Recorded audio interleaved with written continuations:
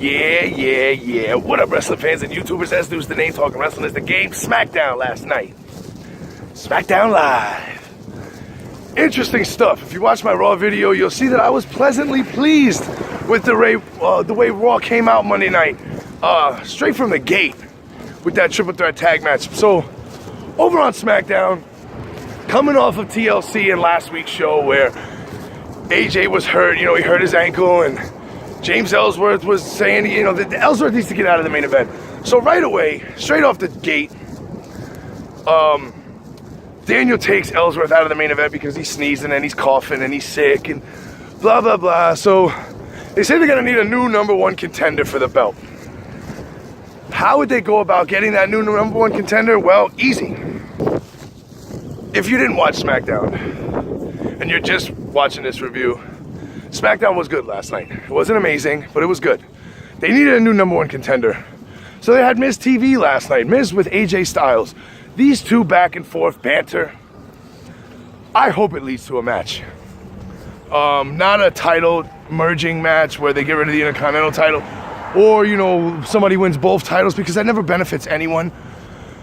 And that Intercontinental title is finally getting some prestige back. But I could see AJ Styles versus The Miz one-on-one for the WWE Championship.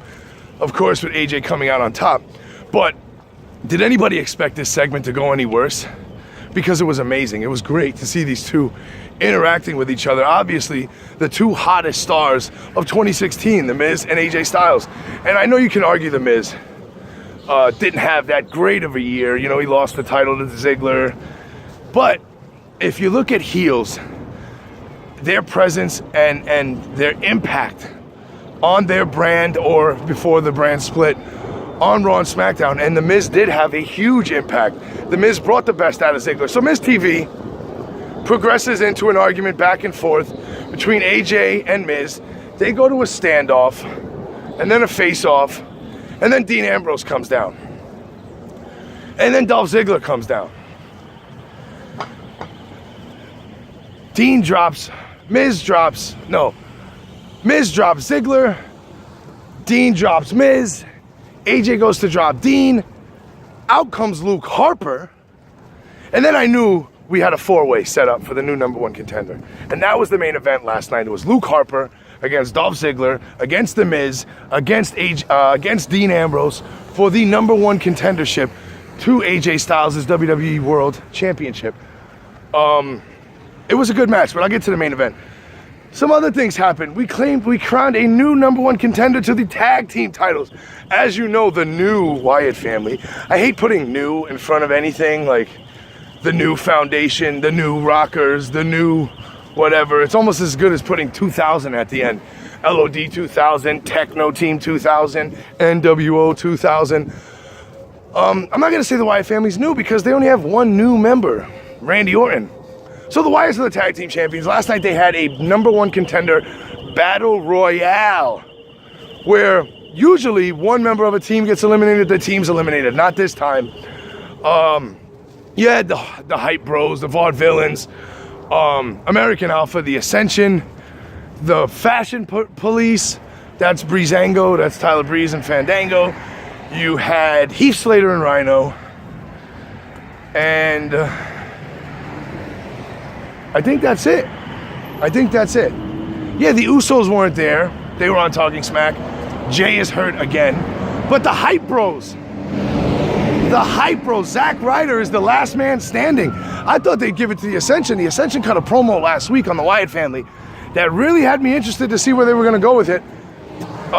The Ascension were great in NXT, not so great on the main roster. They haven't been able to catch any ground. They're barely involved in any storylines. They had that thing with Stardust, but now he's gone, and they're just flailing around. Oh, New York. Gotta love New York City. Doing a great job, Mr. Ambulance. Interrupting my video. So the Hype Bros are the new number one contenders to the Wyatt family. Does anybody here watching Let's Talk Wrestling think that the Hype Bros could beat the Wyatts? Even if it was Luke Harper and Eric Rowan. I'm not taking the Hype Bros on any gambling ticket. So Zack Ryder and Mojo are the new number one contenders to the tag team titles. Not very interested. If I think that's a step down I was hoping Heath Slater and Rhino would get a rematch, but Heath Slater inadvertently eliminated Rhino from the Battle Royal last night. So it seems as though that team is headed for Splitsville.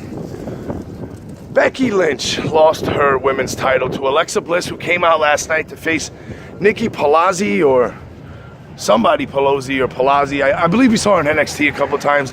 I seen her on the LAW radio show on YouTube. I believe she was an intern there with John Pollock and someone else. Me waiting. Me waiting. But Alexa comes out, says she needs real competition. Becky comes out. Shane makes the match. Becky Lynch against Alexa Bliss for the women's title, the SmackDown women's title. Alexa gets herself counted out, feigning an injury.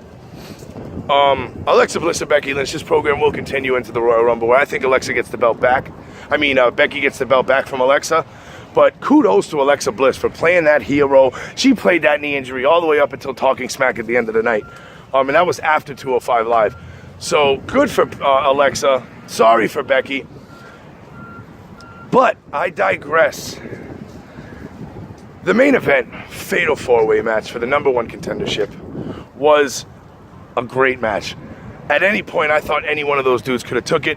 Miz tried to sneak a win when Dean laid everybody out. He tried to pin everybody, but nothing worked. Luke Harper at one point was going apeshit, and that was right at the bell. And then during the match, he looked like he was going to take it, and I'm not going to be mad if Luke Harper is the #1 contender to the world title, but they didn't pull the trigger on him. I thought Dean Ambrose was too obvious, so Dolph Ziggler is your new #1 contender to AJ Styles' WWE Championship. I guess. I know they pulled the wool over our eyes when Dean needed a challenger. They threw in Dolph, and now it seems as though they're doing it again. Just a transition challenger, just for someone to AJ to fight, I guess.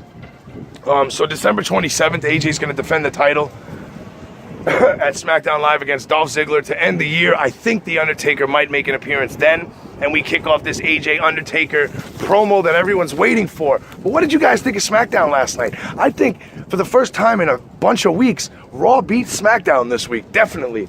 But don't forget, here on Let's Talk Wrestling, man, there's no gimmicks needed. You see, it's just me, the camera, you, the viewer, watching me walk around the beautiful streets of New York. Got some food shopping done, finished my SmackDown video, so don't forget to like it. Like this video, thumbs up, hit the thumbs up button. YouTube loves that. And I don't get enough deserving thumbs ups from my peeps out there in Let's Talk Wrestling land. And don't forget to tell a friend about Let's Talk Wrestling. SmackDown was meh. Raw wins this week. What a surprise. WTF. That's a King Ross shout out.